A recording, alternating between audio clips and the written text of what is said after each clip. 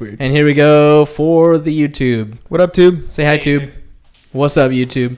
All right, and last but certainly not least, live for the podcast. Y'all ready? Let's do it. Let's rock it and roll it. 3, 2, 1. Welcome to another episode of Business Bros. Yes, ladies and gentlemen, happy Wednesday, Hump Day. Hump Day. Hernan C.S. here, host of the Business Bros podcast, along with my co-host. Oh, the insurance bro, James C.S., who was checking his Apple Watch because still getting text messages and lots of business to take care of on the insurance side of things. So if you need anything insurance related, please give me a call. I will check it during the podcast. Yeah, a little bit of timeout. A text. Yeah, a little text, just a glance, and then we'll get back to you right after That's the podcast. right. So with Pipeline Insurance, of course. That's right. And who do we got on the show today? Oh, we are super excited. Actually, this is really, really exciting because of the history here. We'll talk a little bit more about that as we get into it. But someone who has taken art and, again, turned it into something more meaningful than just the art itself. Welcome to the show, Mr. Simi Flores. Hello, Facebook, YouTube, everybody. What Thanks up? for having me. Yeah. Simi has an interesting story. We have an interesting background with him, but Do we start with how we met? we could. But before Or I do start that, how hold I on. met. Let me give that shout out, ladies and gents. 365 pairs of shoes by the end of the year. So if you have new shoes, used shoes, or you want to donate cash, hit James up 619-884-0045 or james@csfirst.com. Also, August 24th in IB, we're doing a beach cleanup. Yeah. And we're going to do a bunch of cool stuff. We're thinking maybe a water gun fight, something like that. Come out, support, help the community. If you're in high school, we're going to set it up so you can get your community service hours taken care of. August 24th from 3 p.m. to 7 p.m. in IB. More details to come. Come hang out with us. All right, so check it out. Simi. All right, first of all, he went to high school with my wife at Eastlake. What? So he's a former Titan, right? Second, All right. Our very first company was called PC Cruisers. We used to do mobile computer repair and installing high-speed internet way back when in like 2000, 2001, whatever. We got into computers basically because the insurance bro over there used to be a computer guy at this store called Microtron 2000. He worked for a guy named Thomas.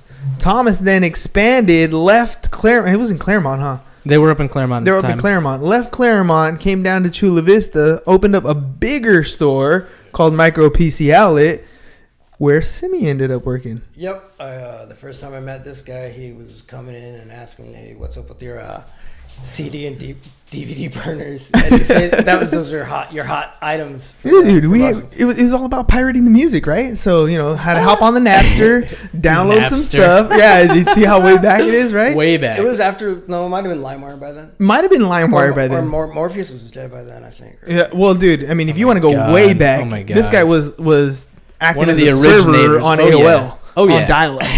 So, I mean, America Online. talk about Minute your times. talk about your initial pirates, right? Yeah. I mean, I go so far back as I remember 1986 token ring stuff in Pine before email was even a thing.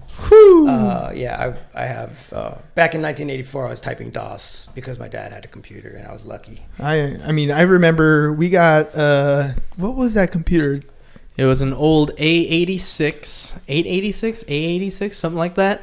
And we used to do the same thing. We had DOS, we had WordPerfect, and we had Red Baron. And we had to load the disk for each one of those. That's right. And initialize it with the DOS prompt. That's right. That's right. Yes. So the double floppy Yes. recorders. Yes, dude. It was No one understands that now. No. one's gonna understand that. It's funny because I remember talking to somebody and they asked the kids right now, like, do you know what the icon represents when you hit save on like a Word doc, right? They're like, yeah, that's the save button. Yeah, but what is the icon? Yeah. Like, nobody really knows anymore floppy because looks like? what the floppy disk looks I like. don't even It's- know what a real floppy is when it used to be floppy. yeah, when it actually used to be floppy. Yeah. So there's a little bit of history for Simi. So that's how we got to know him. And Simi's kind of transcended a little bit. He's doing some stuff that, I mean, most people probably wouldn't understand. I mean, I'll be honest, I don't really understand. So I'm kind of, I'm anxious to hear like where all this stuff comes from. Like, where did you decide to do, this? This is all self-taught. What this is modular origami or kusudama. this is standard. I meant to bring other That ones. is amazing. Yeah, it didn't start off like that. Yeah, Whoa. it's just paper, 10 folds. I'll do one real quick. But I never got a book that showed me any of this. I kind of saw it and figured it out when I was young, around 7. I kind of put it away when I was 12. But when I met Nan working for computers after that, I ended up working for San Diego Data Processing Center. And they've folded since then. But that was for mainframes. Folded since then. I see what you did there. That was good. That was good fun. But they were all great. Like, that's what I think. I went to college, and then I went to work for Tom, and then I went to work for SDPC, and then I had to stop that. And then a year after, I couldn't take the job anymore. Well, let me ask you that, dude. I mean, you just talked about being, 5-6 years old, typing away on DOS, programming stuff. You went to college, you went to school, you worked at a computer store. Like, you got the skills to be like really dominant in the tech space, and yet like you decided like this isn't really for me. Like, something about it clicks. I tried obviously to be a teacher. I went into college thinking I was going to be a math teacher, and it really didn't sit very well being a math teacher the way they wanted. Brought up a lot of bad life happens. I tried to have a family, buy a house, do all that stuff. Thankfully, that all went away, and I get my son for the summers. That's why I'm here in San Diego for the time being. I'll be leaving in August, but it's an opportunity to change. So I went from a computer store to another computer store to mainframe to try to be a teacher, to do medical billing. Then I ended up at Sharp, doing help desk at Sharp. None of those jobs are fun. They're all jobs because you got to get jobs, but it's really been an exploration. And at the end of Sharp, I remember just saying, look, I got to do something else. And so I took the chance to just go full throttle into something I put away when I was like 12. And it's been a 2-year journey. It's all on Facebook. And I was actually able to expand a art genre. The genre is actually called kusudama. It's medicine balling. So back in the day, back in old 6th century Japan, they used to put herbs and stuff inside these balls, and they'd close it up and send you home with. And kusudama is actually medicine ball, kuso medicine dama ball, or something like that. So kusudama is an art form that is based in Japan. It comes from paper making, resource making. Modernly, they call it modular origami. I'm writing something to delineate the difference between the two, but I don't really see a big difference. One's an art, and one's just kind of a modern name for the art. Yeah. And it's really interesting to see. There's a lot of pullback for my equals in Facebook, because I'm trying to stay very solid on Facebook that I found something and I'm putting it all out there for free. What does it do for you personally? Like I mean, I've kept an eye on you on Facebook for a while, and I see there's times where you'll be marathoning building these things. Like, I mean, you do them for hours on end and create very large pieces. And so like for somebody who, like, I don't have that kind of artistic section in my brain. It doesn't work that way for me. My creativity works a little bit differently. But like for you, it seems like it transcends the paper folding and the doing. Like, it does something more for you, right? I'll put a very blank question, or I'll put it differently. This is math. This is a way to conceive math. So the way I look at it is I can take 3 of these and make one little thing, and then you have 3 equal parts making one little thing. Now, if you use math, there's a paradox created when you do. So 3 divided by 3 is 1, right? Mm-hmm. Well, 1 divided by 3 is 3 forever. And if you multiply 3 by 1 divided by 3, you should get 1. But 3 times 0.3 forever is 0.9 forever. Mm-hmm. So, and they're all equal signs. And so 1 equals 0.9 forever. And that actually speaks more about the limitation of the human ability. But what it speaks loudly about is there's something, everybody can see that 1 is 9.9 forever. And it just isn't. That is not a true statement. But when I make 3 equal parts create 1. That's the same You thing. can physically see it. But it's stronger because you're not missing a piece. You're not missing that one, that .0001 or whatever. Nothing. Nothing. It's all. So you create something out of something, and you're missing that problem. And it's a better conception for. So I aim this. There's 13 free lessons on Facebook right now. I'm trying to aim this at around 12 to 14, and that's why it has to be free, because it needs to be something that they can get on their own. Mm-hmm. That's not. There's a learning curve to learn this. It's 10 folds. That's a paper airplane. Every child in America can do a paper airplane. Oh yeah. So that means I know every we get child in them America. tossed in a classroom every once in a while. Exactly. So they're apt to do this. So math historically has been taught. I mean, most of us have parents where the math was taught with a stick. Literally, that's wrong. I'm wrong. Don't be wrong. It's not. That's not how I teach math, ladies and gentlemen. Just Well, throwing it out there. That's not us. That's not us now, because we've reached the future. I hope that's part of being in the future. But you know, they have a lot of the way that people are taught is old, old ways. Whereas you see this, people think, oh, it's craft. It's just somebody folding paper. No one, when you bring 1 equals 0.9 and ask them why, it's like they have no chance of answering why. But here it takes away that why. It takes away. So 1 equals 0.9 forever. No one would argue that 1 divided by 3 is 0.3 forever, and that multiplied by 3 is 0.9 forever. No one would argue against that. The logic, right? Well, no one would. It's 3 times 3, 9. Right. 3 times. No one's going to argue that. The funny thing is, I literally had a very similar conversation with another math teacher not too long ago, and he's showing me that proof. I mean, he's literally proving it to me. Oops, I'm gonna hit the. Yeah. Here you go. Yeah. He's literally showing me that proof, and you know, for me, in the sense that I do math on a regular basis, I teach basic algebra to ninth graders. I've been doing it for a few years now, and it's to me, it's one of those things that's like mind blowing. Like, you're right, like the proof doesn't add up, right? And so it's mind blowing. But for other people, like for the average person out there who it has nothing to do with their everyday life, like all of a sudden it's like, okay, so it doesn't balance. You're right. I can see the logic. 3 times 0.333 it doesn't make sense. Cool. Why? Who cares? What's the relevance in that? You know what I mean? Well, why for a whole lot of reasons, but for the normal man, that doesn't matter. Right. It doesn't matter. So tell me a little bit about how this art has consumed you. I mean, it's literally something that we can clearly see that this is something that you're passionate about. Yes. You can clearly see on your Facebook that you've been doing it for so long. And to me, there's something inside of us that pushes us to do those things on a regular basis, right? Something inside of you is driving you to continue this thing going forward. The chance to. Right?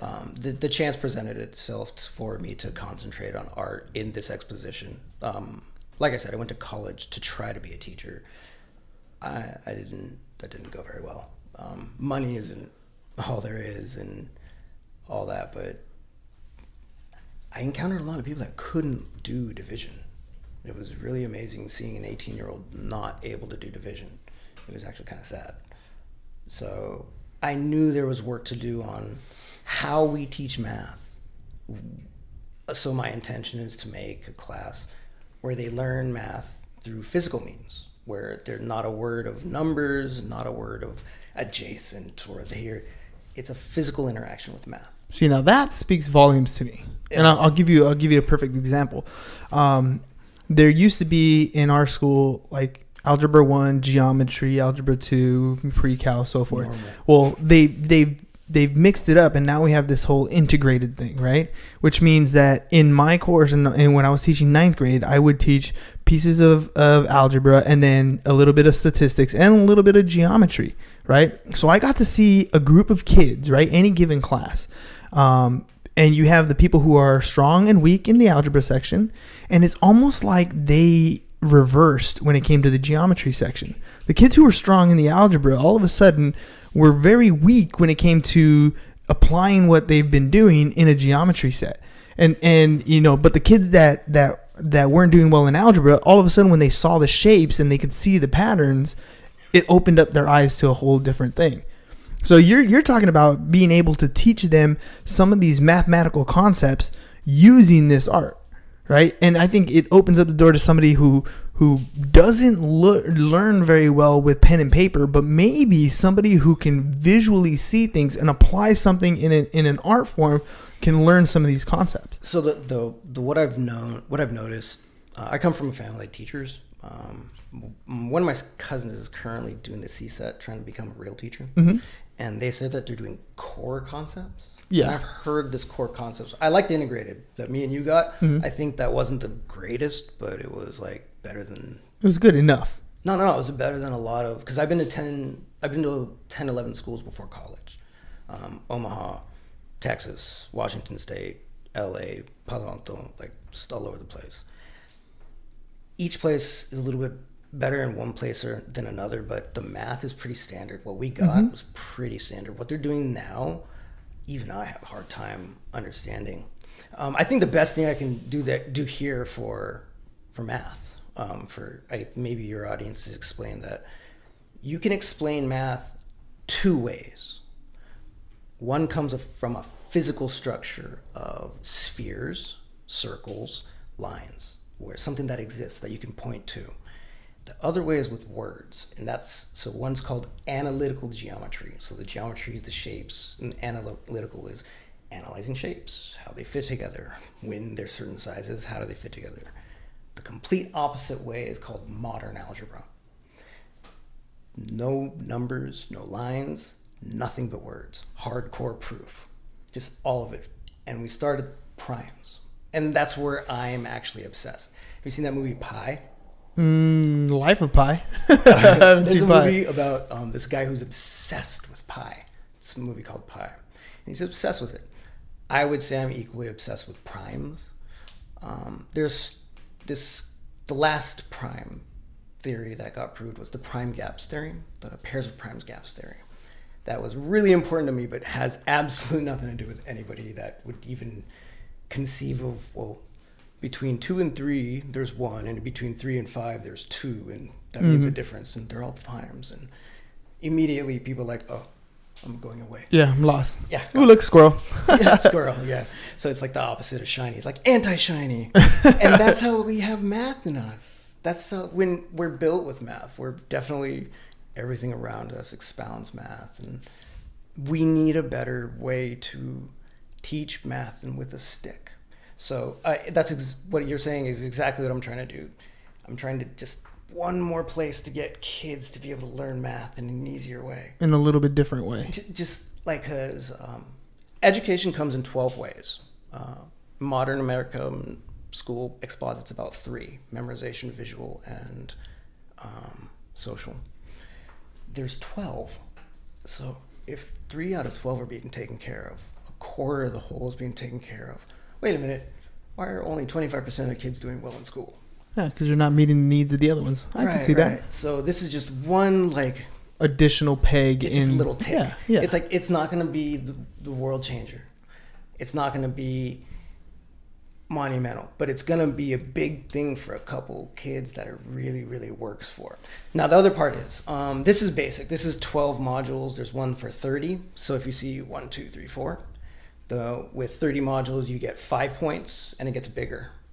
And then you can do 6 and 3. The one I made, I call the Angel Crown. And I think you've seen the towers I make. Mm-hmm. That's one single piece, 18 times for each single level. And the parts that are 3 are 54 modules. It's a way to, if everybody has the same square, everybody has to make that the same way.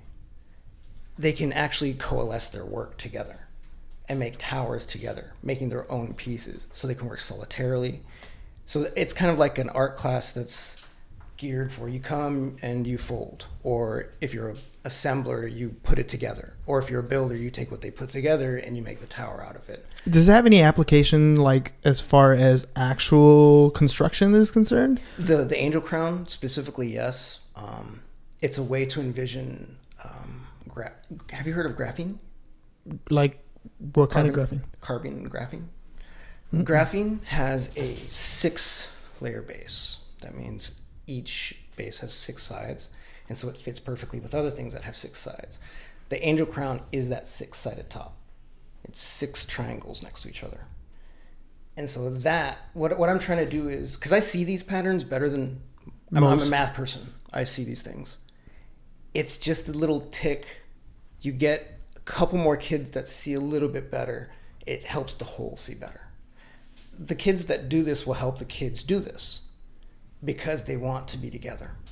They want grouping. They want to be part of each other. And this is a way to do it cleanly. And I call them paper towers for peace. Paper towers for peace. It's also, well, tell me, how long have you decided that you started folding, right? You said you started at 7, you stopped, you started again at 12. Like, when did you decide to do this full time, and how does it sustain you? Like, how are you making it happen? Family is holding me down for one more year. I think I have. It's kind of a time frame, but the motto here is people have done more with less. And what's your, like, when this is complete, what does the vision look like for you, down the road? Like, let's say the 1 year marker is up. Where do you expect to be with it? Just doing something else. This is just an expansion of this one part. Like, I don't imagine myself as an artist. I just imagine myself as lucky enough to be the first one to do this type of art. I can't imagine. So a guy made something that's equal, almost exactly the same, one fold off. Mm-hmm. I can't remember his name. He made it in 1987. He's been sitting on the ability to build everything I've been building. And look at my Facebook and Instagram. Every single thing I make, that guy could have made in 1987. For me, it's more of, I'm really, really lucky, and my family believes that this is going to benefit education. It's going to benefit a whole. I come from educators, a lot of teachers, professors, people that believe in education. So that's really what this is about. It's about trying to expand education just a little bit more. So how are you looking to like make it like a practical thing? Like, how does it go from Simi's art project to integrated into something that's useful? It's not practical. Absolutely not practical. I look at it as the guy who made Nintendo. He said to himself, I think the world is going to be a better place, that video games bring joy, and he wants every single person on the face of the planet to experience joy. To play video games specifically. And he died successful. And so I truly, truly believe that if I can get this to be a 5th and 6th grade art project that all kids do, I know math will be one tick better. And that I have to stay with that. I'm still making new things. I'm going to point you to a couple other guys who are doing things that are free. Mm-hmm. And that's kind of what Origami Land is about. It's about free and what you can do. You might have seen the what's it called? The little paper dolls. That's because there's another part of origami that does masks. That is heads, really. And all different types of heads. So my little paper doll body is meant for, you do this, but it's introducing you to origami. And then the videos that you're putting together for these, are you explaining not only the how-to, but the mathematical applications to them? No. So it's just the how-to. Art. It's just art. It's literally taking...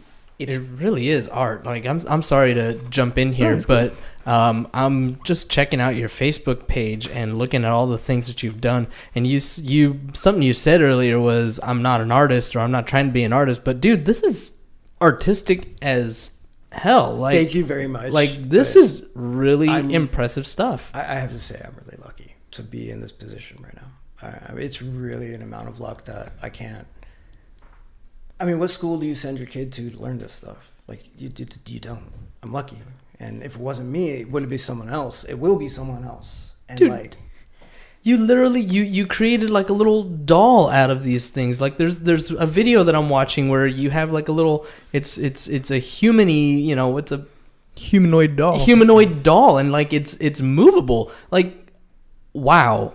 One piece, one 10-fold square, and I go all the way down to lesson number 1 is you have a standard 8.5 by 11 sheet. Here's how you cut it to get standardized square. So like when people want to go protest, instead of a whole bunch of people screaming, I want people sitting down next to each other, folding, making something, and then like handing like everybody making these, and then one guy in the middle's handed all these, and he makes these or makes something else. And in the end, instead of having people screaming at each other just senselessly, who knows? Maybe somebody from the other side knows how to do it, and he's going to come sit with you, and you create consensus. You create a grouping. You create togetherness instead of, well, I don't see protesting doing anything other than making people hate each other more. And, this is one of those things, like, you are not the typical guest that we have on this show at all, right? I hope to almost everybody that we have on the show has some sort of profitable intent. You know what I mean? Like, it's just inherent in what it is we do. But like I said, when I saw what you were doing, I thought it was like, everybody who's out there who has, you have a job, you pay your bills, you do your things, you have opinions, you have, whatever it is inside you that is driving you to go forward, right? We all have those things. But then there's these other sides of us, right? These things that we don't really talk about. Maybe we play the piano, maybe we sing, maybe we draw, maybe we do origami, right? I mean, these types of things are the other side of what we have as human beings. And when the opportunity presented itself for you to come on, I thought, you know what, let's just share this. Let's put it out there and say, look, you have downtime. There's ways to connect with different people. I'm always big on networking and getting to know other people. And to me, this is one of those things you're Mexican, right? So Puro to me, Mexicano. right, this is one of those things like in Christmas, the women get together and in our family tamales. anyways, and make tamales. But it's not about the tamales. The tamales is just the product that happens from the union of these people getting together and sharing that time frame. I thought it was about everybody throwing the trash at the same person. Right. That's just my family. But to me, like, this is one of those that I think in talking with you and seeing what you're doing, it's a similar message that you're trying to send out. Like, this is something that you can bring into yourself, bring into your life. If it sounds like something that you're interested in, it's something that can occupy your time, that can give you a little bit of solace, that you can do with a group, that you can do together, that you can do in school. And it's just something that's kind of cool, kind of unique, kind of different. You know what I mean? It's a very big partition. So I have other. I'm not. This is my main thing because I believe in it so much. But I am doing other things, math wise. Really, I'm a math person, so I'm writing things that this helps. I think when I do it, it's really. I look at it as this very is a therapeutic. Well, if you really think about what people are doing when they're praying, it's like, well, you're just being in the moment. Mm-hmm. You're just being in the moment. It's another form of meditation, I've been told. I'm really trying to share something that I've found that I really believe will make the future better. And I just have to go behind it 150% until it finishes. And it's, dude, I'm for me, this is one of those things where it's outside of my normal realm, right? Like, for me, it's I'll be honest, it's not one thing that I would do, right? It's not for me. But I think there are a lot of people who would do this if they saw it and they thought, you know what, that looks interesting. I could see somebody sitting, with the family, like, we like to do game night here, right? But I could easily see this being something like, all of a sudden start doing it, and maybe my daughter's like me, she might not like it, but my son, his creative mind is totally different. He might pick up on this and be like, dude, this is cool. And then I come back, a couple days later and he has like this masterpiece in his room, right? Because he just picked up, and it's something that soothes his mind, that helps him think while he's doing other things. You know what I mean? And so, there's a lot of stress and a lot of, anxiety that goes on in the real world. Honking of the horns, like just trying to get to work and back, traffic, stress of picking up the phone at the end of the day. All these things that we have that our guests and our audience tend to have on a regular basis. And again, dude, I want to thank you for coming on the show, sharing this type of stuff. I thank you, because this is the first public thing I'm actually doing. I burned my art. You're gonna find that. You burn it? Yes. You burn it. I had something with my maestro. I have famous art friends that have helped me burn my art because they believe in me as well. But what this is this is my family's argument for UBI. We're subsuming my costs for a better tomorrow. The way Andrew Yang's brought up UBI and things like that, it's very, very plausible that we're having, the economy's doing great, but people are still losing their jobs. Tell me, what's UBI? Yeah, universal basic income, where everybody gets $1,000 a month. That Andrew Yang thing that he tries to put out there. We've subsumed my costs, which are not $1,000 a month, far from that. But we've subsumed them because we actually believe this is going to have effect on math scores. I wanted to bring it solely to American math scores. I wanted to like make a little after school special and try to like put up numbers and stuff. But putting it out there for free on Facebook is really the first step on this one family's exposition on universal basic income. That art is useful, and this is art. This is math. This is a way to teach. This is a argument for universal basic income. This can come from somebody trying that way. Well, I commend you, man, because I mean, like I said, you've dedicated a lot of time.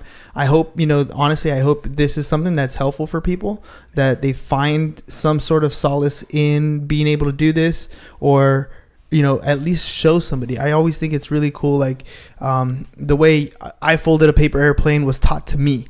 Right, it was something that I turn around and I can do it on, whenever I want, because it's something that was taught to me. The other thing is, like, I'll fold a letter into a heart because it was taught to me. Right, it's little things like that, and I hope that at least with our audience, this is something that you can learn. Check out Simi stuff. Give it a shot. If it's therapeutic for you, if it helps you, that's all we're really hoping for. Is that it helps leave out. A tower here, so the whole point about, and I do know I am art. I can't help it. I am. It's going to be on the wall. It's going to be on the wall. No, it's for people to touch. It's a tower that you can do multiple configurations with it. I'll let you guys look into that. It's literally it's art to touch. It's meant for people to play with, so it's mostly meant for kids to touch it.